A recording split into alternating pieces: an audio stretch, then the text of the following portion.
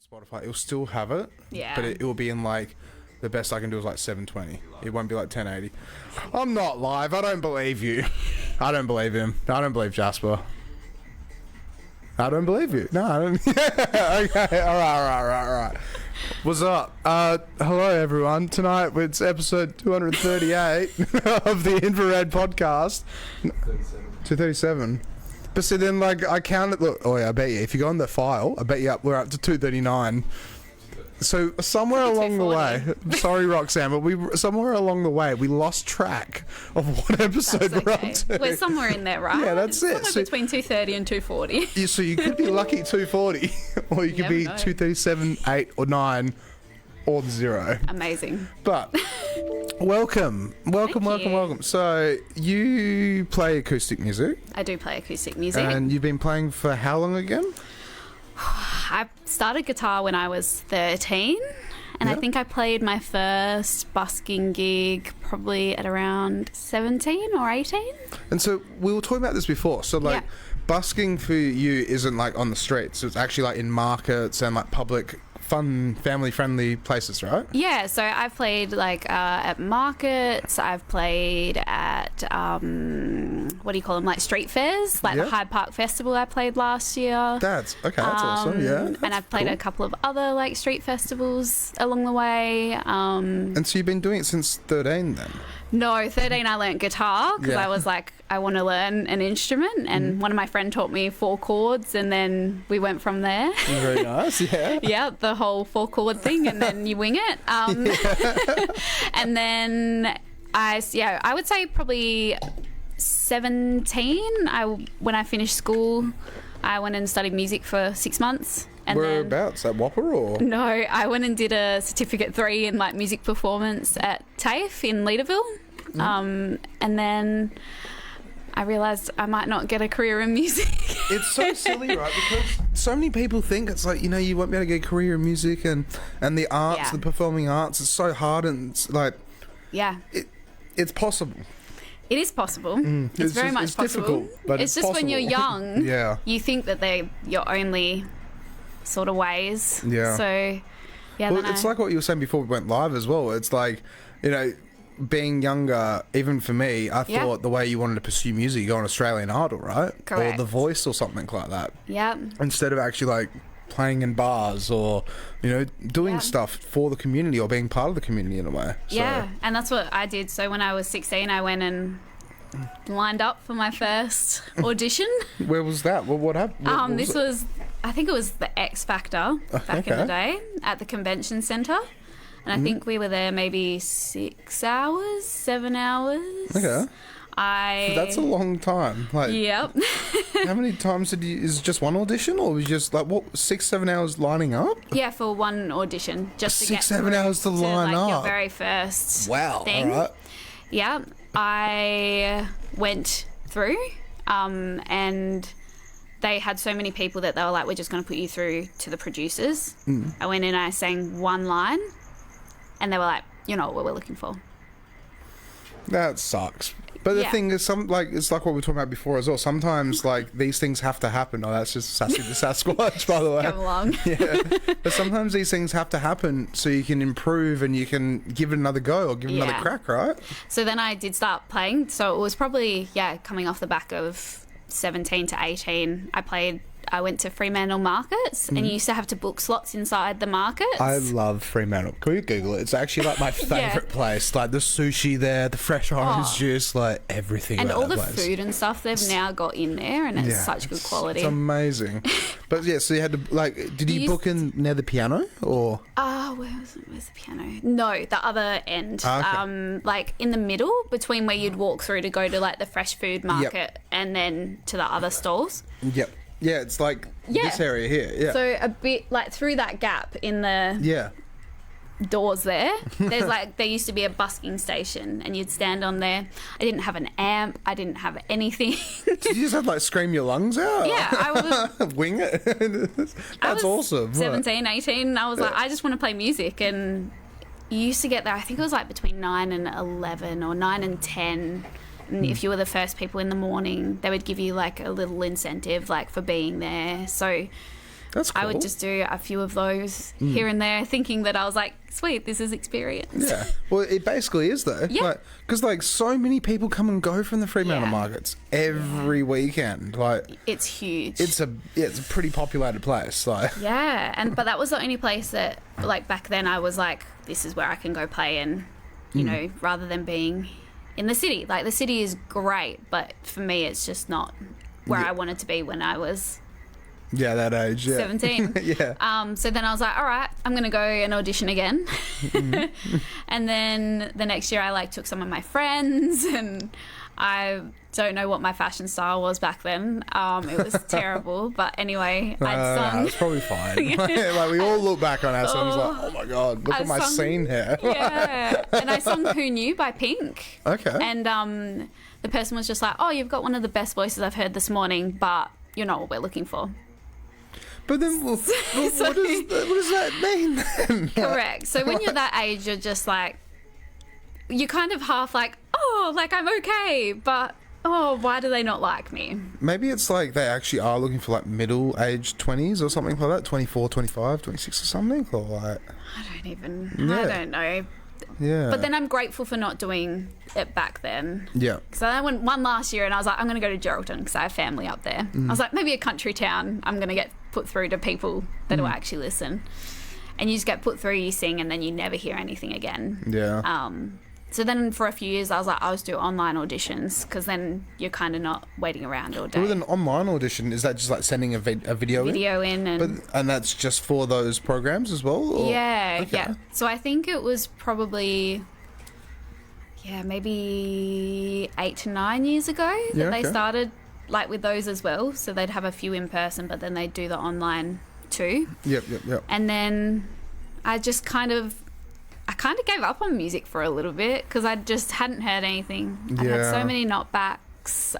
It sucks because it like you could have your heart and soul into it and so much passion behind it. Yeah. But then it just takes a few people to knock you back, and then you just you lose the spirit almost. And that's it. So I actually, from just after turning 18, I went and I used to volunteer at the kids' hospital for an organisation called Radio Lollipop. Radio Lollipop? Yeah. Can we Google that? I've never heard of that It's before. so cool. You get to, it's providing comfort, care and play for children in hospital.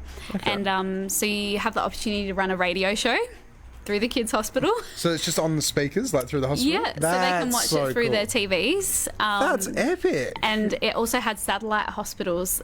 So you'd get to, there was like Joondalup, Fiona Stanley, Murdoch, I think. But the kids that were at those hospitals could actually call in and request songs. And that's so cute. You could have chats with them. And, yeah. And then we'd also go out and, you'd just play like Uno and stuff on the wards. But I eventually got the confidence and was allowed to take like my guitar in. So I'd go and play music, just covers and things for kids in hospital. And I was like, kids are going to, like, they appreciate it and they appreciate music and that interaction, especially when they're probably going through some of the hardest things in their life. Exactly, yeah. Just to be able to brighten their day is like one of the greatest things that, it would have put a smile on your face, right? Like, It would have put a smile on so many of those kids' faces as well. It would have been so much fun. Yeah. So it was really awesome. So I actually did that for 5.5 years. Wow. How often would you do it? Like once a week? Once a week. Yeah. Was it paid as well or volunteer? No, all volunteer work. That's so nice of you. That's awesome. Like, so it was really awesome. That was like one of my favourite things that I did. But unfortunately, as you get older, life and work and things start getting a little more in the way. Yeah. It gets more, just convoluted. Yeah. And then I kind of just, I suppose, hit a little bit of a rut with music because I wasn't doing it as much. Been knocked down plenty of times. Yeah.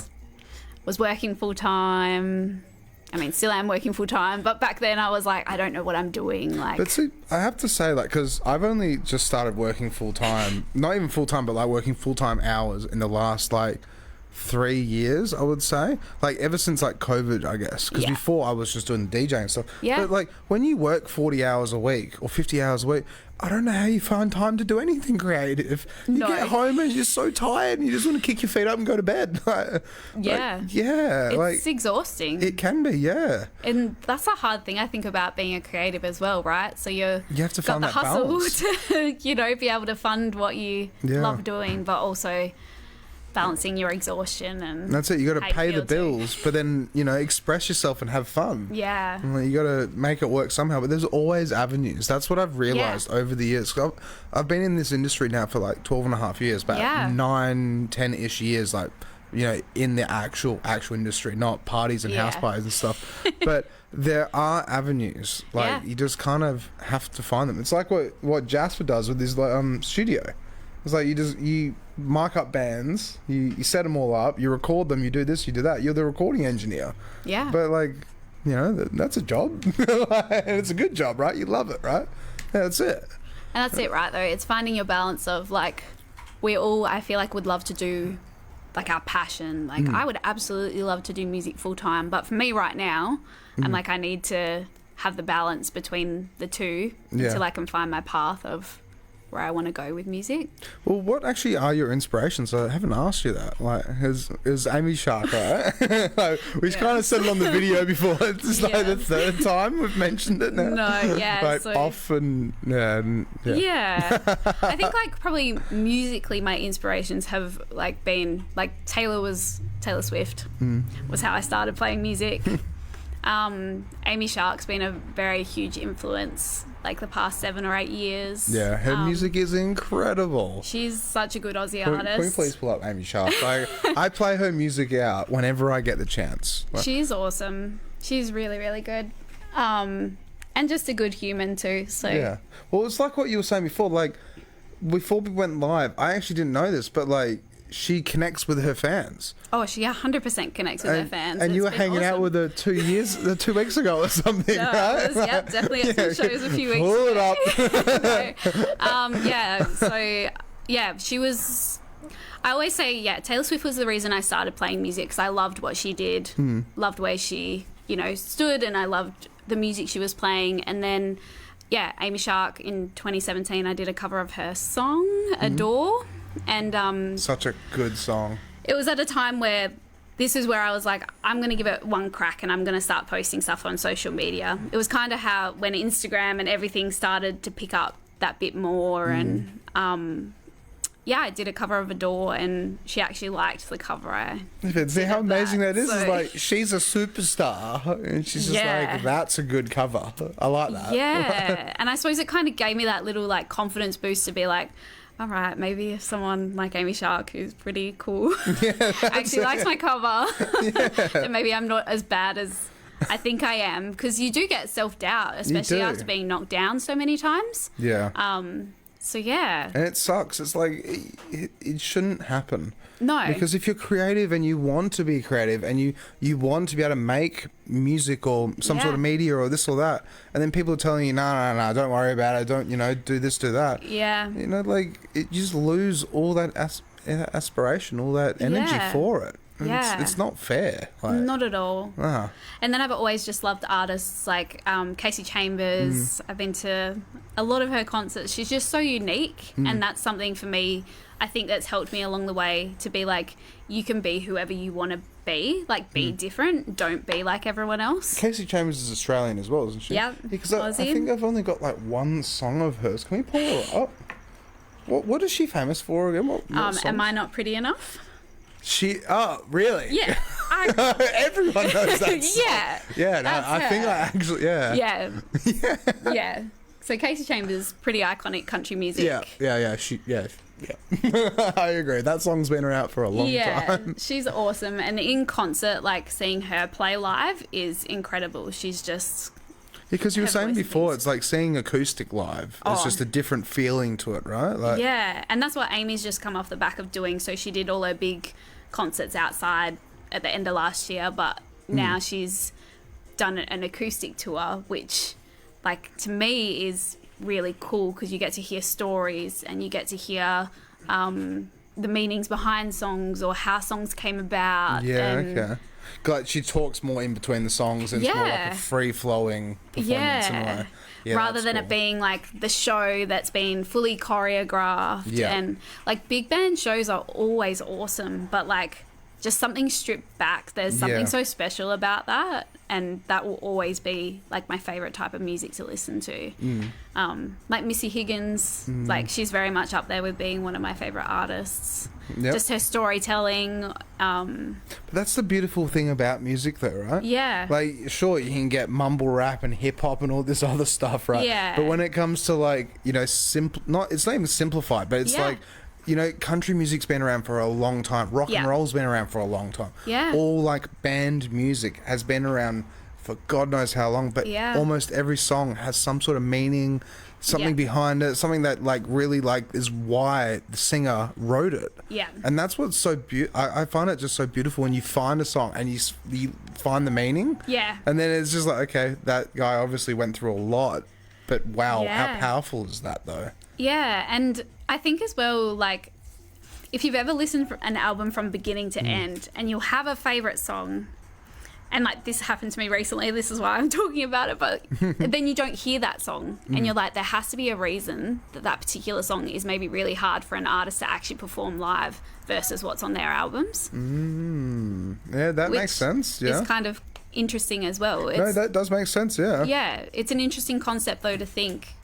And I suppose as a musician gets you thinking about what you want, and it's like those sorts of things you start considering. You're like, well, that's it, and that's where like, you know, it's funny how like say like Taylor Swift makes music about her breakups in a way. Yeah. But then say other artists, because I mean Taylor Swift has her own private jet and stuff, but other artists that do make songs about breakups, you're probably 100% right. They go on stage and they just can't sing it. Yeah. Because if they sing it, they'll probably burst into tears or something will happen. It will muddle up. It will dirty the water for like the rest of the performance probably. Yeah. Because they have that thought in the back of their mind of, God damn, I liked her. And even like Taylor's done it before though as well, I think, where she's got emotional on stage with songs. Yeah. Wow. I think even on the Eras tour, like there were some songs that during different points, like you could definitely hear the emotions like, behind it. Like she would have been so tired. I mean, 3.5 hour show, like 3.5 hour show. And how many shows did she do? Can we pull up the Eras tour? Yeah, That's all good. No, I don't know off the top of my head, but I was lucky enough to go, and like it's exhausting watching it. So to think that, you know, it was exhausting watching. Well, because it's like it's an experience. Yeah. Like it's the 3.5 hours. You're going through everything. Like, but so she was singing for the 3.5 hours. 3.5 hours. Like. Yeah. I thought, okay, you have like an opening act and a closing act, and then you have her in the middle for 40 minutes. She is the 3.5 hours, and she still has the opening acts. So, like, as a musician, that's so impressive, though. Like, to put on a 3.5 hour show of all your 149 songs, shows. How much is that times 3.5 51 cities. Yeah, that's over massive. 5 continents, and apparently grossed over $1 to $2 billion. 3.5 times 149. I should know this with my maths, but no, you know, you're not work. No. 521.5. That's a lot of hours, though. That's a lot of hours. Like, how many hours are there in a year? Let's work this out. We're mathsing on the podcast. Did she soak up quarter of a year doing this show? Okay, no. So, yeah, all right. Okay, so she's still had a bit of a year. Yeah, still have a bit of free time to do whatever she wants to do. Yeah, no, interesting. Okay. But yeah. So the acoustic side of it, and then the 3.5 hour show, and like. Yeah. But then, so with your music then, because obviously then you've been playing for such a long time, but you were saying that you haven't recorded anything as per se, like as just yet, but you're in the process of recording stuff or I'm hoping getting ready. to, yeah. So I'm kind of thinking about what I want to record and what I want to share as my first sort of songs. And that's, I feel like, such a tough decision of it like, would be, I've written on and off and more on, but like stuff that you're just like, oh. Someone once told me, they're like, you should do it for yourself, release music for yourself. But I feel like in the back of your head, you also think about, you're like, do people actually want to listen to this? See, it's so interesting and it's fascinating in a way because 2 weeks ago, the girl I had on, I was talking about that got the parking ticket. Yeah. We were talking about the idea where it's like when you make music in today's day and age, it's almost like it's like Diplo. I found Diplo just said it on a reel after me and her had talked about it, which kind of just. I was just like, okay, well, I guess it's backed up by a superstar. Yeah. But it's like when you release music, it's like 20% is the music, 80% is the marketing, the media, this and that. But I don't like that. In my own personal opinion, I really don't like that. It should be 70% music, 80% music, your heart and soul and what you want to put into it. If people like the music, they will like the music. Yeah. But if you throw if you throw stuff out that you're half-arsing in a way, and then you're just like making the coolest music video clips or you're doing all the product side of it, but it's like, well, you know, you're doing all the selling side of it, but you're not looking after the product in a way. It gets muddled, and but unfortunately as well, a lot of like when releasing music as an artist, there's a lot of work behind it. Yeah, there's a lot of work behind it, and that's where it is: graphic design and marketing and management and publicity and promoting and all these different things. It's a full-time job. Yeah, on top of a full-time job. But no, it's like. You'll be fine though. Yeah. You'll be okay. Yeah. Like the idea very much is like something I want to do and I really want to work towards. It's just getting there and making sure that what I release is what I want to release and not releasing for the sake of just releasing. And I think for a while there, that's what I was going to do. And then I'm like, no, I want to make sure I'm releasing something that firstly that I really love. Yeah.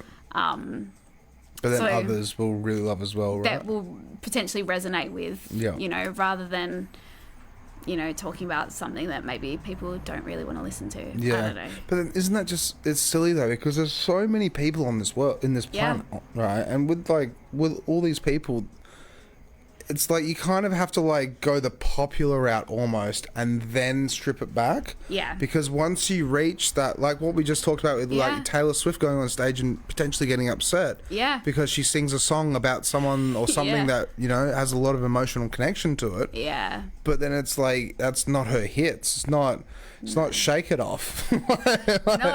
Yeah. But the thing is, if they're the fans, they love the emotional stuff. That's it. You know? But then that's where you got the dedicated fans. But then when you're bringing people in, that's when you want your Shake It Offs and we're never getting back together and all love stories. The really popular stuff. But don't worry, I play Taylor Swift out and about all the time. Amazing. No, not for me. It's all right. Like, the girls are happy, but I don't know. I'm a full-grown man playing 22.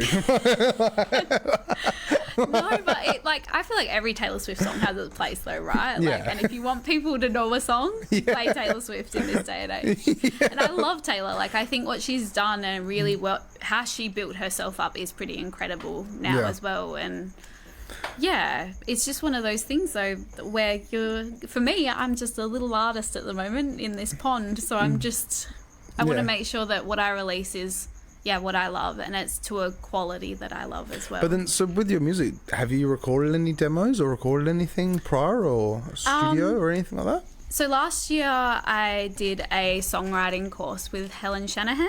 Okay, Helen Shanahan. Yeah. Can you Google her? I've never heard of her before. Really awesome. She's a really lovely person in the Perth Music Network. She runs the songwriters at More and More Cafe, the Songwriters Cafe, once a month at More and More Cafe. Whereabouts is More and More? In Fremantle. Okay. Yeah, where she brings people in and they do an in the round almost like the Bluebird Cafe. Oh, yeah. Okay. It's really cool. But she did a songwriting... How do you spell her last name? Sorry? S-H-A-N... Let me double check. Yes.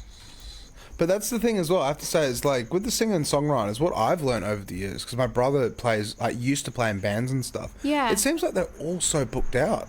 Yeah. Like, it's so difficult to get into the singer and songwriters. I got told Mojo's was like a 3-month wait or something. Yeah. Or like a 2-month wait at one stage. But that was like 6-7 years ago. Shanahan is SHANAHAN. Ahan. Ahan. Is that keyboard still giving you trouble? Yes. All right, I'm sorting that out after. But she's also, she's a really incredible musician as well in Perth. Wow. So yeah, Helen, if you're watching, yeah, come on. No, really lovely, and got to do a songwriting course at, I think it's Villa Studios, and we got to record a little demo at the end from some of the songs, or one of the songs that we'd written. So I have done a demo, but it's a very sad song, so we'll probably go for something else before we release that one. No, that's fair. Yeah, but in a way it was a really good way to connect with other people and kind of get the idea of like what a studio looks like. And but even like in a way, your first demo being like an emotional song, it's kind of good because you're throwing your raw emotion into it, emotions, feelings, like how just what's going on. Yeah, and then being able to do that, then could be the way. Yeah, maybe. But it's like transferring all that energy. It's like it's instead of singing about Ed Sheeran, this girl and that girl and whatever. It's like it's raw emotion. Yeah. How long did it take you to write it? How long was the song as well? Like, so I think the song was probably close to 4 minutes, and I think I wrote it. Or the particular song that I recorded as a demo, it's called Drown. Okay. It's about mental health, and I was just going through it a bit. Yeah. And I think it actually came to me quite quickly. It was one of those ones, I weirdly, when I write a lot of my songs, is right before I fall asleep, and I'll get this whole rush of like stuff, and then I'm like, okay, you get the phone out, write it all down, and I'd written most of it like one night before falling asleep. I actually do something similar sometimes. I get like really good ideas. I'm like, nope, gotta get my phone out and just quickly write the note down. It's like I really want to sleep, but and then I'll start writing. Or I need to have a time where I can actually either think, or it'll be when I'm driving and I'll think of little snippets of things and I'll start writing bits and pieces. But yeah, this particular song was one of those ones that came quite quickly. Just like naturally in a way. Yeah, and then I'd actually written it before I did the songwriting course, so then I did a bit of a rewrite of it to make it a bit better. And just a few more vowels and verbs in there, or it took a few things out, so it wasn't probably as long. And yeah, that's fair. Yeah, so it's a weird process songwriting is, because I feel like sometimes it'll either come and I'll just write a song, or it'll be I've got lots of bits of songs and. And it's like you could actually run into like writer's block almost. Yeah. And you like write 2 sentences, 3 sentences, and then you're like, where do I go from here? This is my song. Where did the feeling go? Cool, here's 2 lines. Yeah, how do I bring that feeling back so I can write more? Yeah. But yeah, I feel like on the songwriting side, I also get very critical because I'm just like, this feels like the same as what I've already written before, or, See, something very interesting I've found through the DJing, right, is that if you're out and about and you're at a pub or a bar or whatever, people don't really notice unless the music stops. Yeah. But the music can stop for like half a second or a full second before people start asking questions usually. Yeah. But at the same time, it's like, when it comes to like writing music as well, like put all your raw emotions into it. And like, I don't know where I was going with this, sorry. I had a point, but it was kind of just like, sometimes, I guess keeping it personal, but at the same time, like, I don't know, making it accessible. You kind of need the musicality behind it though, right, as well. So you've got the accessibility, lyrics, but you need everything else as well, so people will want to listen. Catchy and the hook and like. I was going to ask that. So with your guitar then. Yeah. So then, can you play any other instruments? Or? I'm mostly guitar. Yeah, that's fair. I'm very basic on the keyboard. No, it's all right. Ukulele. But not. I wouldn't say I'm fluent. I'm more guitar. But then with the guitar though, so because you got taught right in the beginning the 4 chords. Yeah. But then did you ever get lessons or anything, or was it all self-taught? I did get like a few lessons. Like, I think I got maybe like 5 or something when I was first. Yep. Yeah, like ages, like long time ago. Yeah. And I remember they were like, this is how you tune a guitar, and gave you the acronyms and things so you remembered like those. And That's good, because I was about to say, it's like you did it all, just like, just pick it up, no Google, Easter no YouTube. Bunny gets drunk after Easter. That's just how I remember it now. Easter Bunny, what? Let's Google that. EBGDAE for like the strings, so that you know how to tune your guitar. I was I think I was like 17 or something. That's a good acronym. I was like, that. This is great. I'm never going to forget it. Yeah. Well, you didn't, right? No.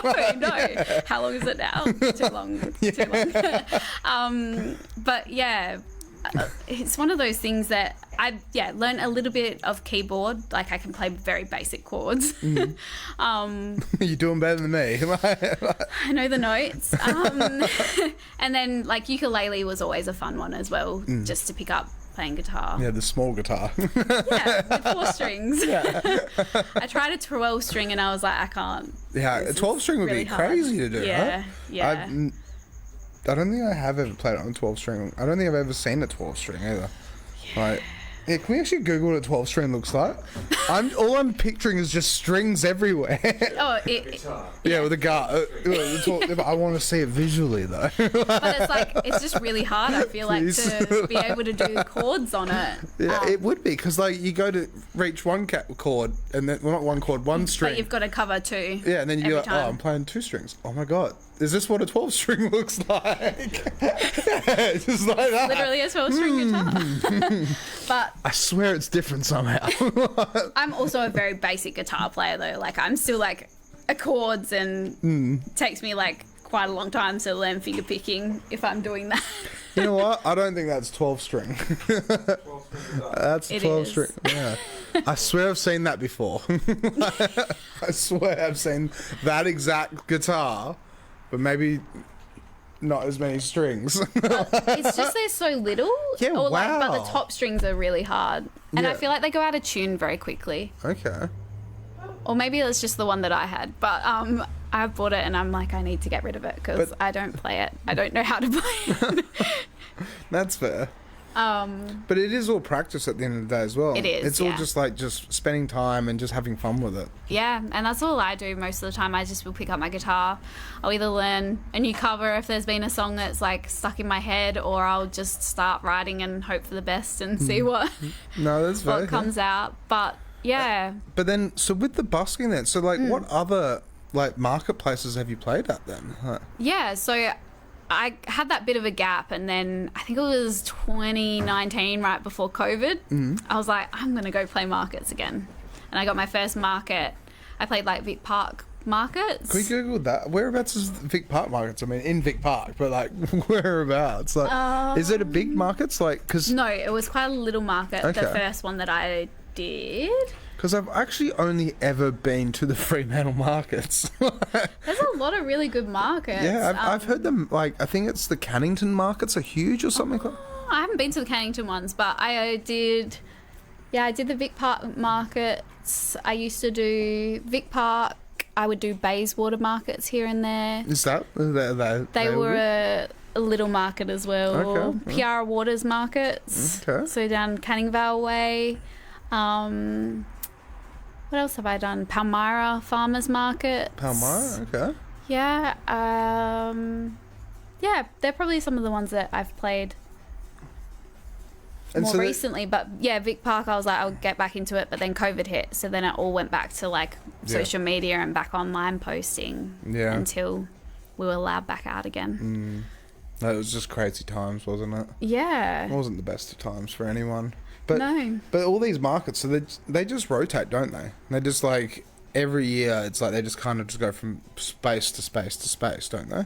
A lot of the markets will actually be like ongoing for quite a long period of time. So like, just like every Sunday, Palmyra Farmers Markets, they're there every weekend. Yeah, okay, yep.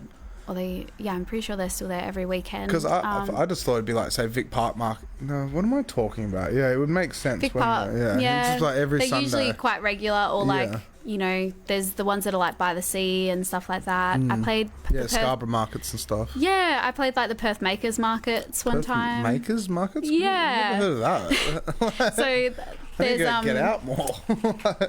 They're on semi-regularly throughout the year. Is that in South Perth? Where did I play? I played at the ones at Heathcote. There was one at Heathcote Reserve. A little while back. But yeah, markets are quite fun. So how do you go about getting...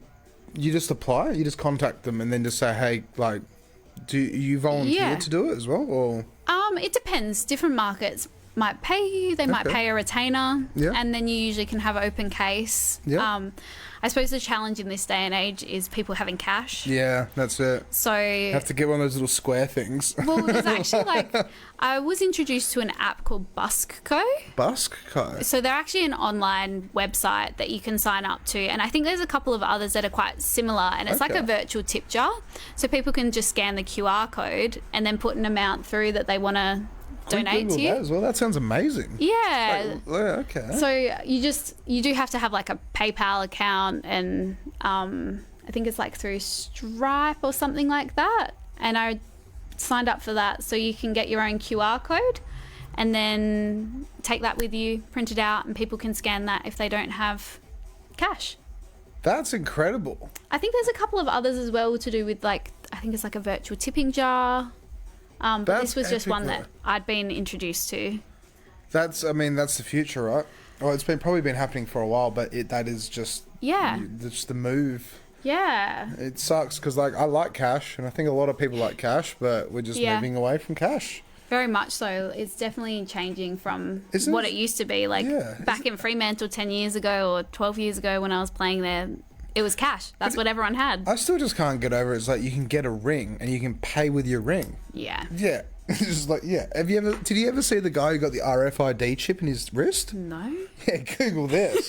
So this guy got a little tiny microchip put in his wrist. So just to pay everything. Pay everything with his wrist. What if, does it expire? I'm just thinking, expires, do they just extend it? No, not wristband. Look up type in surgically implant.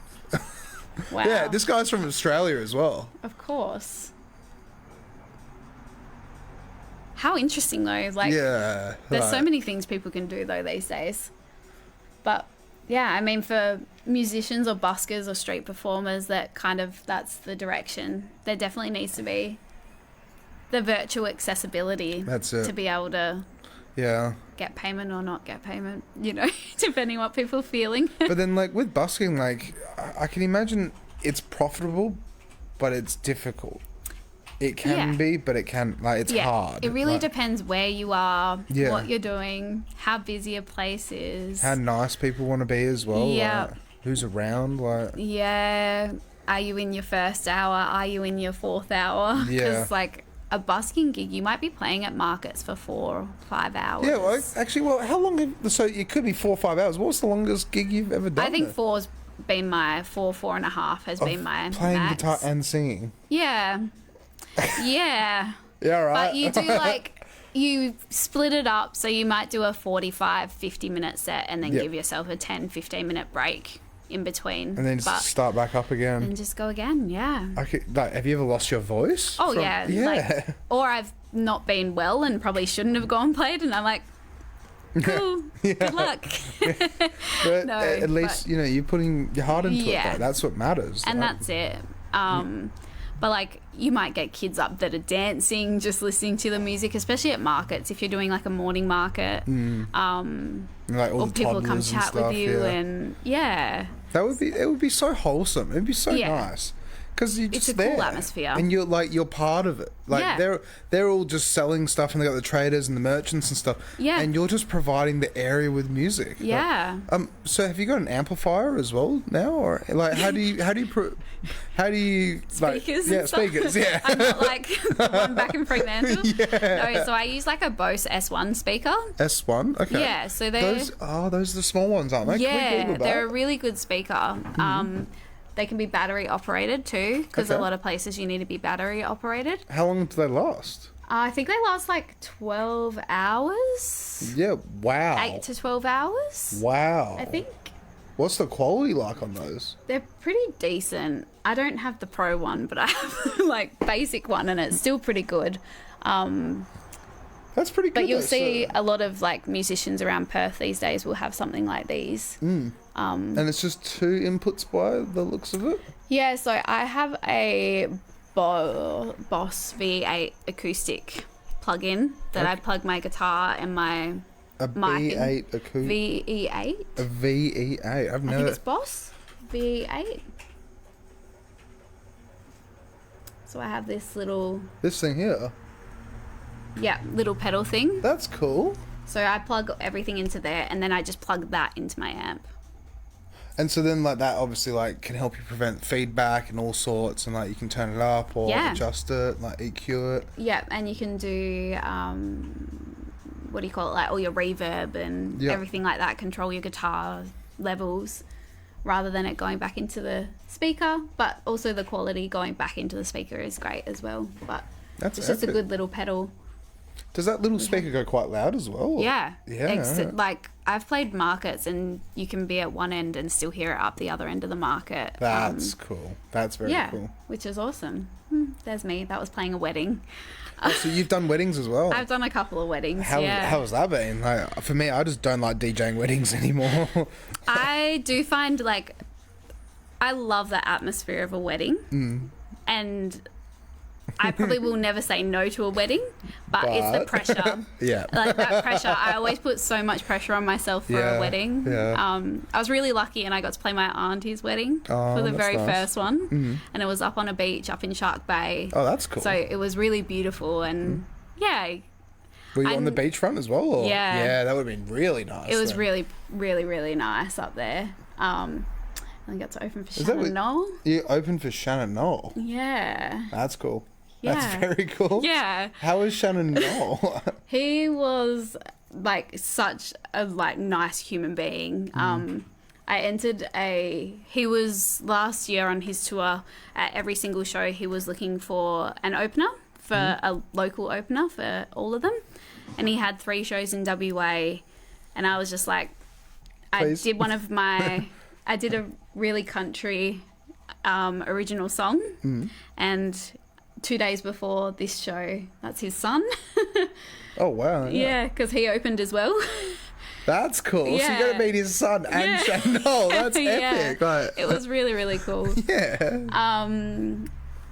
yeah. So I got to 2 days before I was like, oh, surely not. So I had a gig in Yagan Square on the Thursday. Okay. It was a part of they were doing something for Yagan Square. So they had street performers coming in every Thursday, Friday, Saturday. Okay. And I was like, the next day I was like, no, surely not. I'm not going to get picked. And then you got picked. And then I get, Shannon Knoll followed me, sent me like, a "Hold on." message. Yeah. I just got off the phone to my mum and I was like, look, I don't think we're going to be Yeah. doing anything this weekend. It's fine. Yeah. Yeah, get off the phone, no joke. 2 minutes later, I've got a message from him saying, Hey, by the way. do you want to open my show in Margaret River?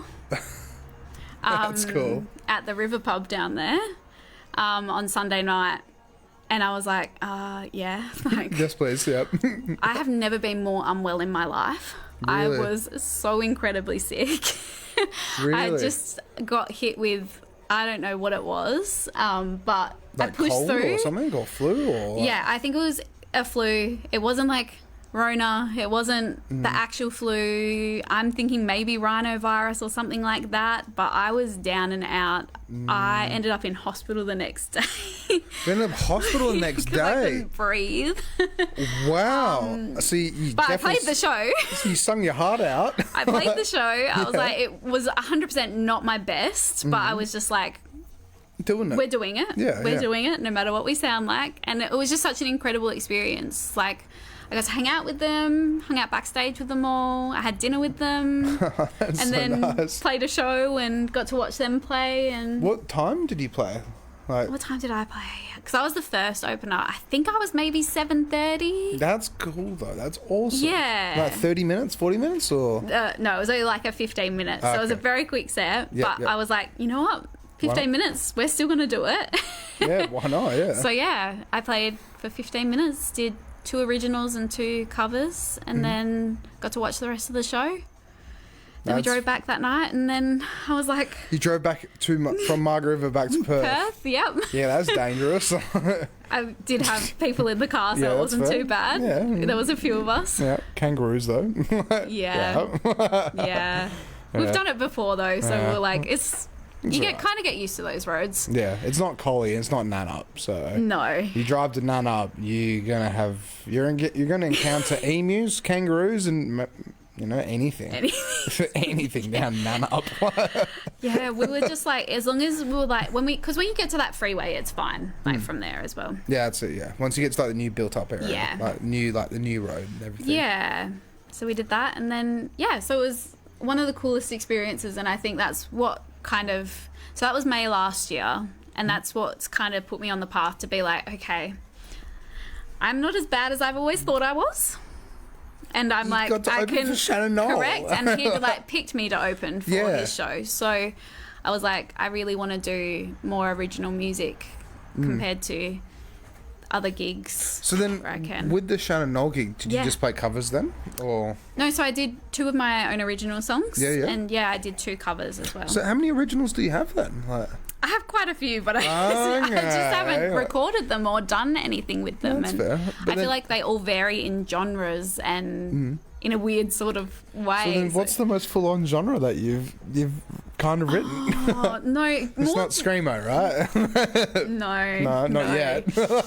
Maybe one day. Yeah, maybe one day. Nah, it's probably just real, like I've done real heavy, like I've got a couple of really country songs, like really country, not just like a little bit country. I'm like, these are... Like Beer in Your Land Cruiser? Yeah. Yeah. Whereas I don't think I probably wouldn't go that country. Yeah, like, that's fair. A lot of my other stuff is not that country, but I also love country. Wait, Jasper, do you know? I want you to look this up. My favorite country song, right? Look up Toyota Land Cruiser. It's an actual song. It's all about having beers in your Land Cruiser, and it's so country. We can't play it. We can look up the lyrics, but we can't play it. Yeah. That's amazing. Yeah, it's just someone. Yeah, So my maybe not Toyota this- Land Cruiser song. Yeah, it's a legit thing. It's on Spotify and everything. That's so funny. Oh no, that's a maintenance cost. They're expensive. They are bloody Land Cruisers. So yeah. Whereabouts else have you played then? So you've done the markets and everything, Yeah. and you've done Shannon Noll. What else have you done that was fun? Yeah. So I suppose I think I've played maybe like 4 weddings or something now. Yeah. I've played an open mic night. Yeah, Only 1 so far. that's all right. Yeah, you're still treading. Yeah. I've played a few like charity gigs here and there. So yeah. Well, the lollipop thing was amazing. Yeah. The hospital that's beautiful. Yeah. Like, Yeah. and it's helping the community as well. Oh. No, it's still the maintenance cost. Yeah, don't worry about it. Everyone, take my word for it. It's there. It just Toyota takes Land Cruiser song. Go check it out. Yeah, go check it out. I can't remember who put it onto me. Put me onto it, but I remember opening it, listening to it, and I was like, "What is this? Yeah. Like, what? Why does it keep taking?" It just wants you to look at Toyota Land Cruisers. That's it. Leather seat. What even is? It's cost for cleaning your Toyota Land Cruiser. Yeah. What? Yeah. All right. Interesting. But then, so with the original music, then, so you've like for those songs, have you got them written down somewhere, or like with the lyrics, like is it all just up here, or no? Like I used to write, like I used to do everything in notebooks. Okay. So everything used to be in notebooks. A little bit's now in phone notes. A little bit's in notebooks. A little bit's everywhere. But yeah. But then, so you've just kept them all in notebooks then, Yeah. and then like, have you ever tried to like with the songs? Have you just like spat all those lyrics out just in a day, or do you like come back to it over in like a couple of days, or like has it taken a while to try and make a song at all? Yeah. So some of the songs, like a couple of them that I've written, I've probably written a first verse and chorus. I'm very much a first verse and chorus person, and then I'm like, cool, what are we doing? What does the second verse look like? That's what I always get stuck on. So I'll have a first verse and chorus, and then I'll be like, sweet. And then writer's block straight away. Well, let's come back to this. Yeah, that's all right. So that's even like on social. So I used to do a thing called a Sunday Music Minute. So every Sunday, when Instagram was limited to 1 minute that you could post on there, I used to just do 1 minute covers.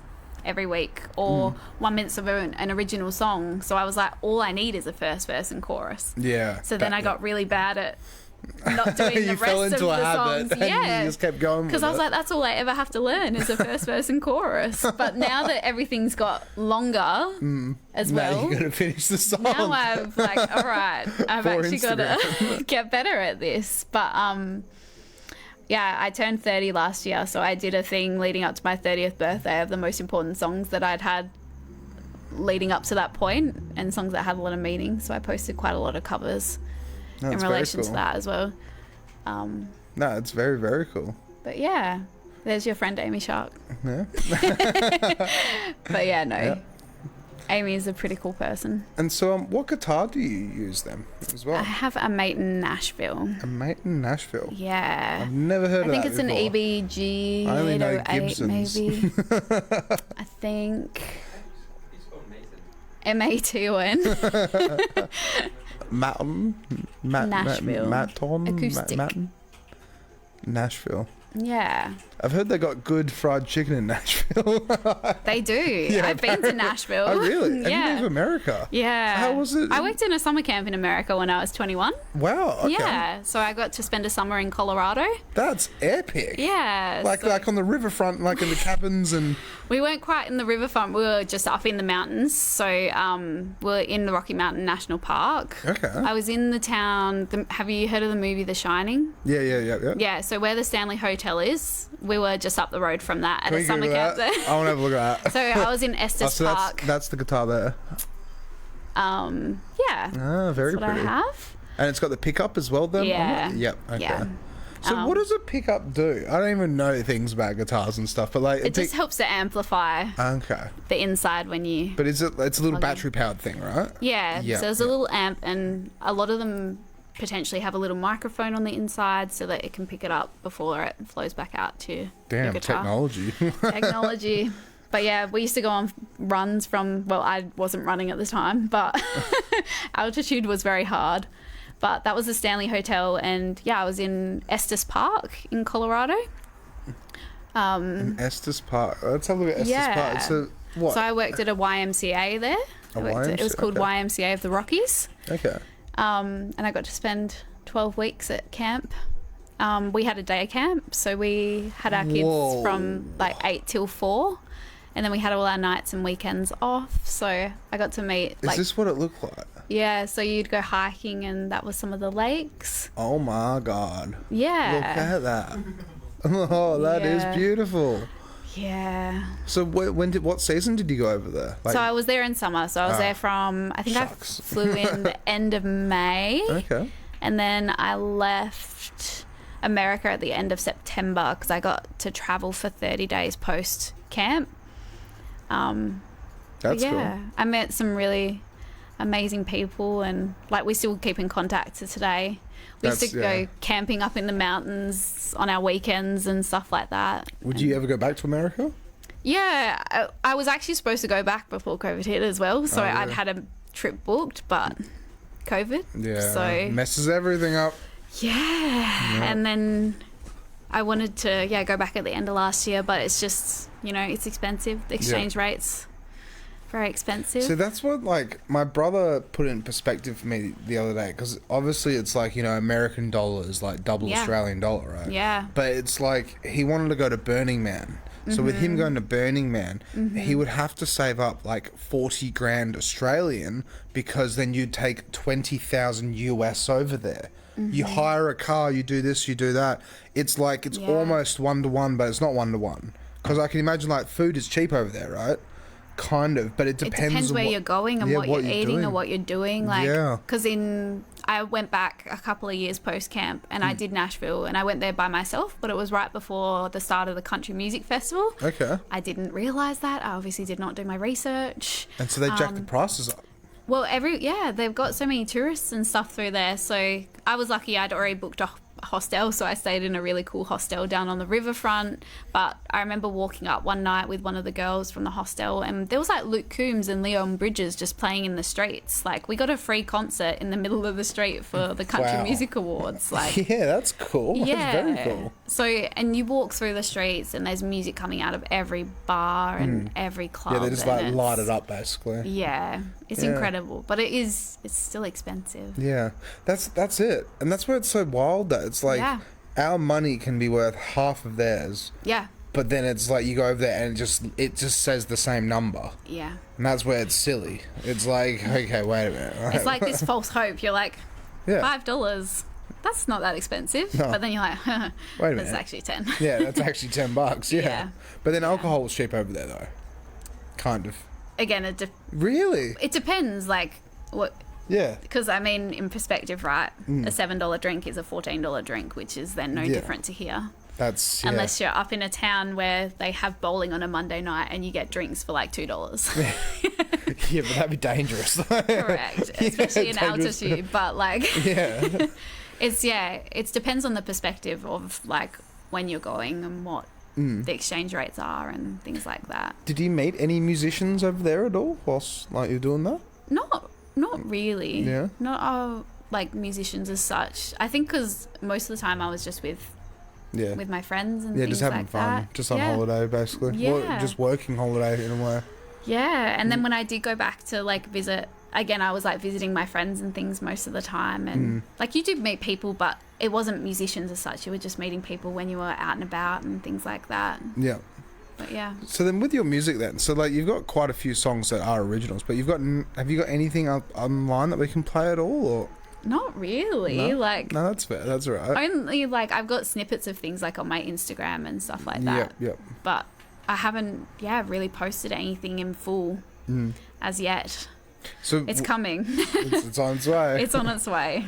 And then, like, have you got like a studio set up, like a little bedroom studio set up at home, or how do you record your music? No, so I'm gonna probably look at going to a proper studio and stuff to Jasper. record. Yeah, that's. We can do like a promotion Infra-Red thing or something. I don't know. No, but yeah, I want to record properly, and I'm like, if I do it myself, it's not gonna probably sound as good as if I get someone who knows the stuff to do it. Such it's a can of worms. Yeah. It like, DJing is like, okay, I'm gonna press play and I'm gonna mix this song in with that song, but then you make music and you're like, how do you make that sound? Like, how do you make it sound nice? Yeah. Like, and flow and not feel like, because like, sure, I can mix my mic and my guitar when I'm out gigging.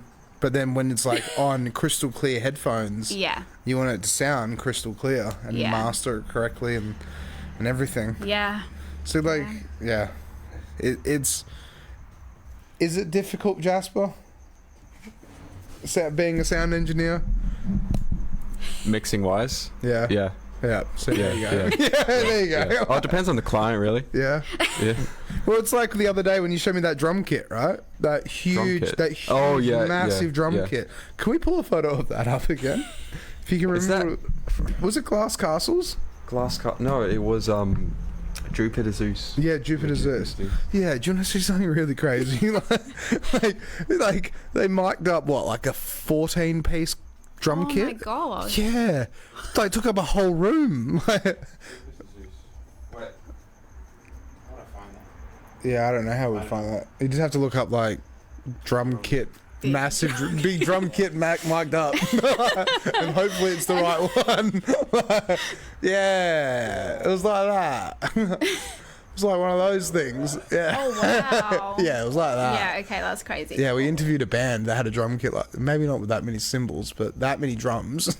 Yeah, wow. I don't know how he plays it. I mean, I definitely feel like my music would not be a 14-piece drum kit extent. That's it. Yeah. But yeah, I think that's the thing as well is it's just finding like, someone to record with and go from there. Would you ever want to do like duo stuff or like in like a band or like, what direction would you want to take this? If you could, like. I think for me, like singer-songwriter has just always been the thing I've thought that I wanted to do, but I never say never to anything. So I'm always like, if there's someone that wanted to try a duo or, you know, start a little band, like I'm open to that. Yeah, it's just fair. I feel like you've got to find the people that you gel with to do that with. That's it.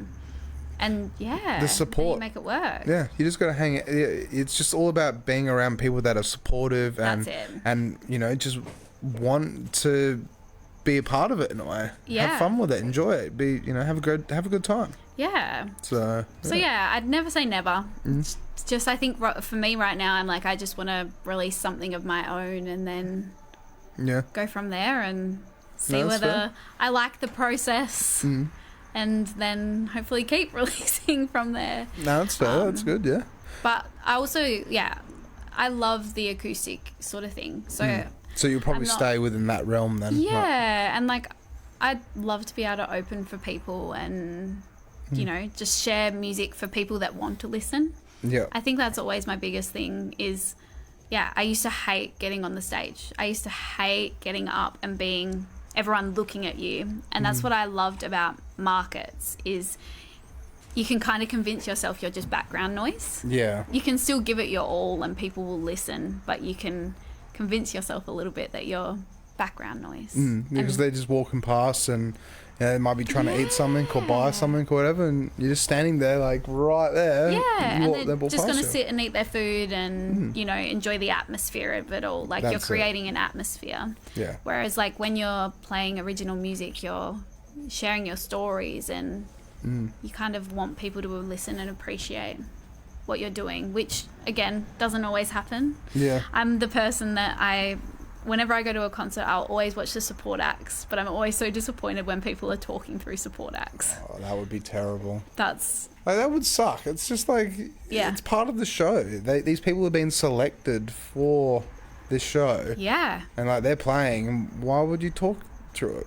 Yeah, that's silly. Yeah. That is silly. Like, But it happens so often. Like, I go to probably a few too many concerts, and it definitely happens more often than not where people will just chat through the support acts, which is really sad. So I hope one day we can change that culture of well, see, you that's might an want to get to your interesting. seat, but like, That's an interesting thing because, like, I don't really go to concerts these days. I'm always Yeah. working, DJing and stuff. But Yeah. that's a simple respect thing. That really is. Like, yeah, you know, if it's just silly. They're up on stage and people are just like, "Oh, how was your McDonald's?" Yeah, my McDonald's is all right. yeah. It's like, it has nothing to do with like. Yeah, it's silly. No, and like I'm a really nice person. I like to think I am, but like if I hear people talking like and constantly talking through a support act and they're close to me, I will say something. Yeah, and I'll just be like, "Hey, I'm trying to listen to this, yeah, right?" can we please hush until the break? Yeah. Take your fast food conversation out of you. And that's it. Like, people don't have to go in. Yeah. You don't have to sit there for the support act, but No. at least give them the same decency you would give the artist that you're actually there to That's see. it. Yeah, 100%. We're running out of time. So where can people find you? So like, what have you got coming up? Like any gigs or anything like that at all? Or? No, so I at the start of this year, not music wise, but I decided to train for a triathlon. So Okay, nice, yeah. on top of work, I was doing that. What triathlon? I just did it on the weekend just gone actually. Okay. So it was like a women's triathlon. It was every women's triathlon. Every woman's triathlon. Okay. Yeah, it was a 750 meter swim, a 21.5k bike ride, and then a 5k run. Wow. Yeah. You would have been stuffed after, right? Yeah. But that was just something I'd always wanted to do. So Yeah. the start of my year, I was like, I'm going to still play music, but behind closed doors and for myself, and work out what I want to do with my writing while training for that. And then, yeah, so now I suppose I'm going to get back into it a lot more. And Oh, Bonnie. big shout out to Bonnie. Shout out to Bonnie. I met Bonnie actually over in the Gold Coast when I was over there Oh, at wow. one of the Amy Shark shows. Oh, there you go. That's cool. Thank you for tuning in, Bonnie. Yeah, so this year, I'm hoping in the next 3 months is my goal to get something recorded and released. Mm-hmm. And then, I want to just pick up more shows, probably try to do some more open mic nights and things, and just do original music. But again, here and there, pick up, the pub gig or a market and things like that. Yep. It's just I did overload myself, and you can also burn out. Yeah. So I was like, I need to That's get better. If you're like doing working a that. day job and then you're doing that on the weekends and you don't get time to sit down and do nothing, No. you would burn out. Like, Yeah. So It's we're not coming back fun. into it now, though. Yeah. So I'm excited for the next 3 months or so, I'd say, because hopefully we'll have some music out there on Spotify and Apple Music. And I want you to come back then, like get you on in a year or 2 years, and then actually, can you imagine? Showcase your Anything's music. possible. That's it. You never know. But so it's kind of exciting, and then we'll just see from there how we go. And I mean, I'd also love to play in some different states just for the fun of it. Go play to some different crowds. And that would be pretty cool. Meet different people, whether it's playing in a couple of bars in different places or, just open mic nights in different states. Yeah, just experiencing the music, seeing where it takes you and having fun with it. Like, it's the way to do it, And I think that's the thing is you never want something to become like a chore. You want it to be something you love and not feel like work. That's it. It's one of those things where it's like you have to have that balance. Like it's silly because with the DJing sometimes like I've had weekends where I have done 22 hours 24 hours in 3 days, but then it's been the funnest time, but then as soon as it's hit Monday I'm like, I'm not leaving the house, I don't want to do anything, but at the same time then it like at periods like that, that's when it does feel like work, but it's still fun, it's still enjoyable, I still love it. But then it's like, I gotta go here now, I gotta go there, and like you're just consistently on that schedule. Definitely. And you're just running around like a headless chook. You are, and then like when Monday rolls around, you're like, okay, now I gotta get up and go to my day job. Let's do this again. But see, I didn't have a day job back then, so I worked out. But that's the thing with markets and things, you do, it's like it's a half a day thing sometimes, especially if you're playing 4 hours in the morning. You get there half hour before for setup. Depending on where it is, you might have half hour to an hour travel time. Half hour pack up at the end, like that's your morning.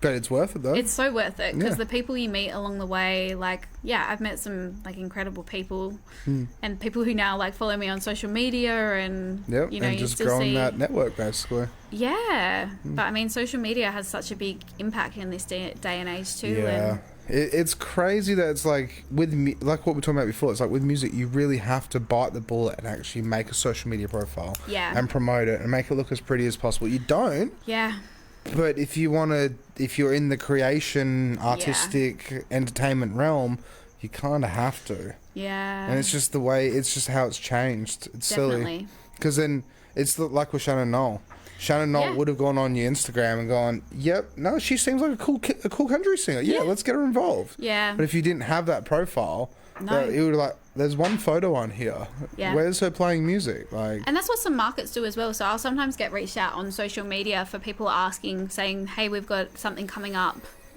Are you free? Do you want to come play? Are you interested? That's epic though. So it's, it definitely means that social media is a big thing. It's a very big thing.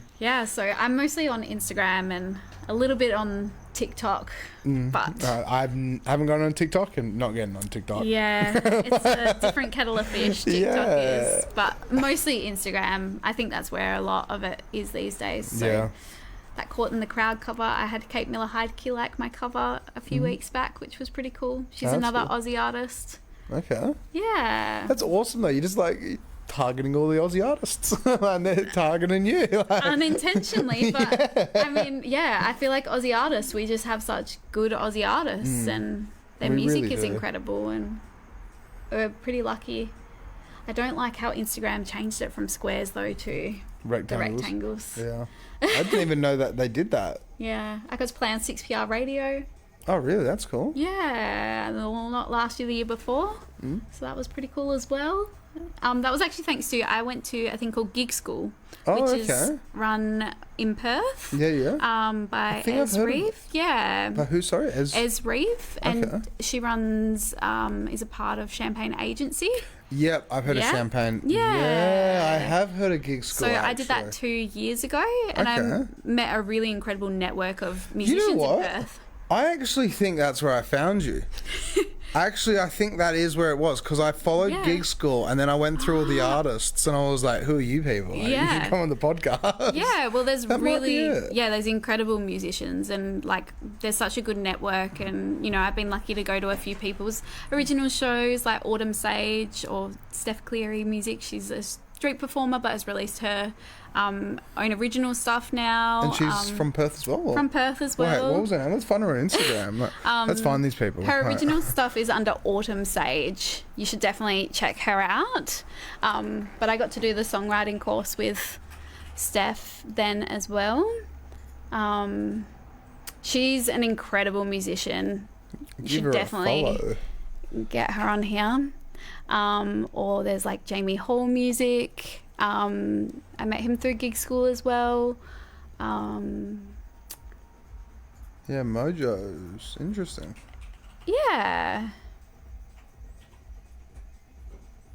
Yeah, I'm fixing this keyboard. I'm so sorry. I think what's happened is the cat has been laying on it too much. And there's so much dirt and dust and everything that it doubles all the letters for some reason. Yeah. I don't know, it's a silly keyboard.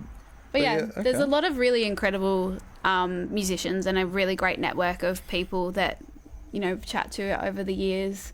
I mean, you've got Gisela Coletti, who's on Australian Idol this year now. She did Gig School last year. Yeah, wow. I think it was. Yeah, a lot of people really have gone through Gig School, and you create such an awesome network and meet a lot of people, and we all support each other, and yeah. Because this is run by that lady. Yeah. Right? I can't remember her. What was her name? So Ez? Ez, yeah. Yeah. Yeah, that's her there, yeah.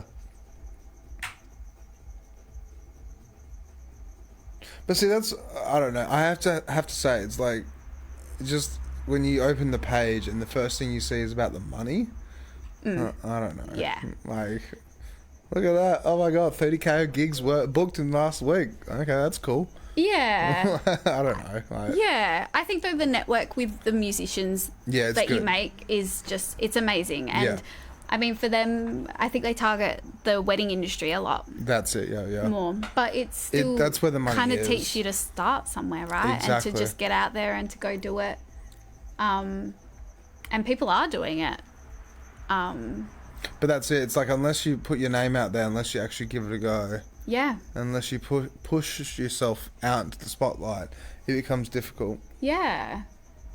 It's very difficult. Yeah. So, yeah. I mean, the people I've definitely met along the way have been awesome, and the support that you get from other musicians within Perth it's incredible. Well, that's what's so good about Perth. It's just we all help each other, and it's just such a good community. Yeah. And there's barely any toxicity as well. No, and like, that's the thing. There is a little bit, but there isn't. Like, in certain industries, it's just like completely clean, which is great. Like, I have to say, sometimes in the nightclub industry, it's off topic, but it's not off topic because it's still kind of podcast related. But like, it's just silly because we've got like 9 nightclubs, and every year we have Your Shot competition, and the Your Shot DJ competition accepts 100 DJs. Wow.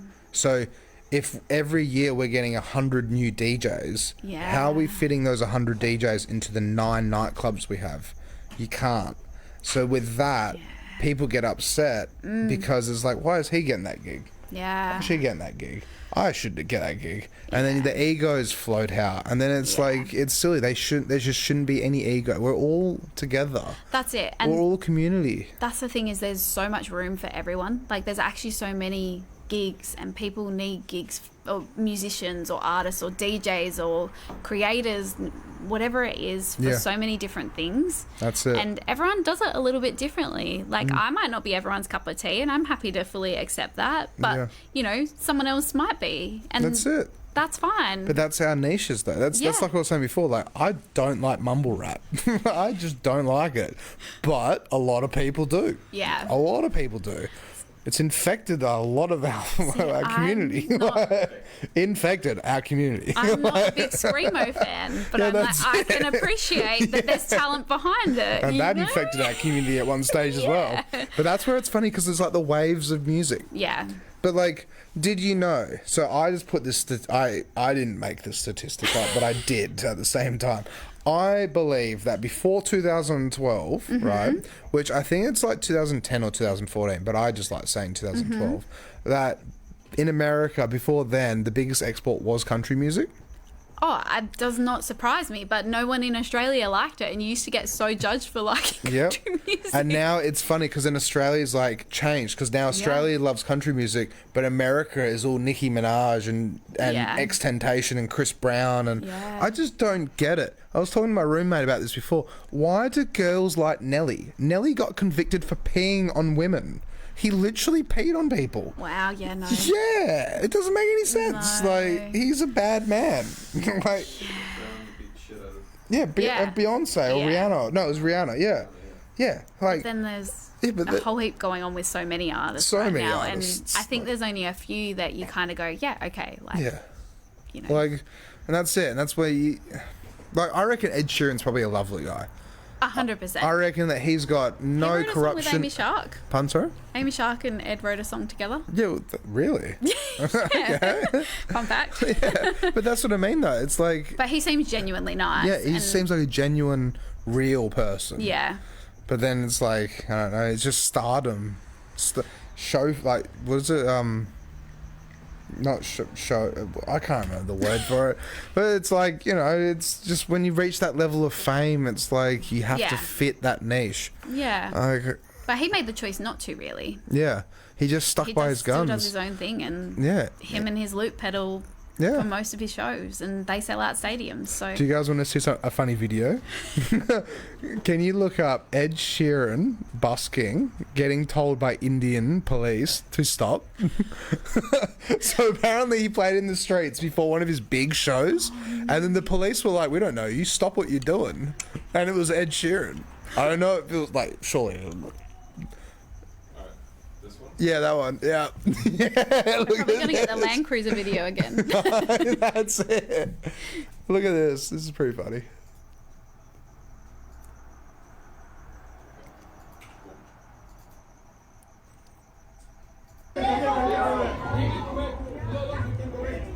So it's like in India, and people are like, "Who are you? What are you doing?"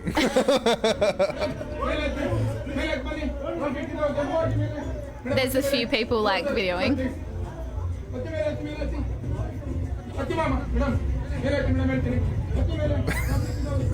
I don't know. It's popped up in my newsfeed at once. Like.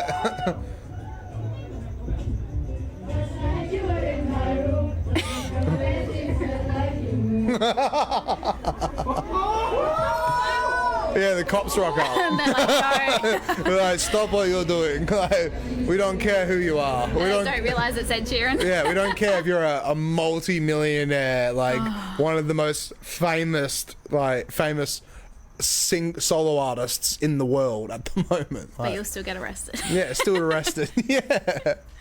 Yeah. Oh, wow. But anyway, we should probably wrap things up though. Like, but thank you so much for coming on. That's okay. Thank you for having me and this has been inviting good me fun, on. right? It's been super fun. Yeah. See, this is what I was telling you before. Like, Yeah. It's having a chat. And it's just banter. Yeah. Hanging out, pulling up this and that, and talking about Ed Sheeran getting shut down by Indian police. Amazing. Yeah, and the Toyota Land Cruiser song. Oh my gosh, and then the Toyota Land Cruiser, just videos of the car. Yeah. So this is why I got Jasper. He's the best. Yeah. Thank you, Jasper. He tried to find it, but we got comedy out of it, which is just as good. I'm sure everyone was probably like, there's just a car. That's it. No, but thank you so much. Thank you so much again for having me. I really appreciate it. This has been good. So next week we have, let's have a look. Got to pull up my new phone.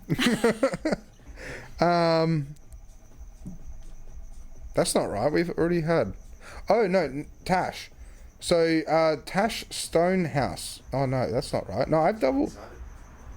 No, I've got an opening next week. Oh. No, because Ian DeMello came on 2 weeks ago, or 3 weeks ago, and with Ian DeMello, he's booked in for next week. Scheduling issues, yeah. Part of business. But yeah, no, if you're watching and you want to come on the podcast, hit me up. Let's sort it out. It's a fun time. That's it. I got 7 days to find a guest. No, we'll sort it out. Yeah, that's it. Ed Sheeran, please. Please. I won't shut you down. Yeah. We'll get arrested by Australian police somehow. Yeah. We'll come up with some sort of plan. Yeah. A bomb threat or something. I don't know. There's a bomb in his guitar. Yeah, something silly. I don't know. No, but thank you everyone for watching. Thank you. Thank you, Rox. Thank you for this, and thank you, Jasper. This has been good. It's been very good, and we will see you guys next week with a mystery guest. Ooh. For episode 241 or 38 or 39, 38. 238 according to... I don't. We need, after this, we're gonna get to the bottom. We'll get to the bottom. Yeah, we'll get to the bottom of this. It's one of those episodes. 200 and something. Yeah, 203 or 4 something, 40 something or. I think it's 30. I think 239. 39. 239. We should place bets, like. Yeah, Nah. I'm gonna bet 239. You gonna bet 239? I would put $5 whole. Damn. Yeah. $5? $5. Oh, how are we gonna figure this out? I don't It's know. gonna take a long You're time. going to have to Yeah. go through All the episodes. Sounds like a you. Is it worth $5? No, probably not. We'll figure it Just out. jump to the next round number. Yeah, that's It's it. 240 next week. Yeah, that's it. Yeah. No, but thank you everyone, and yep, we'll see you guys next week with a mystery guest. So, cheers for watching, and cheers. Catch you. Bye.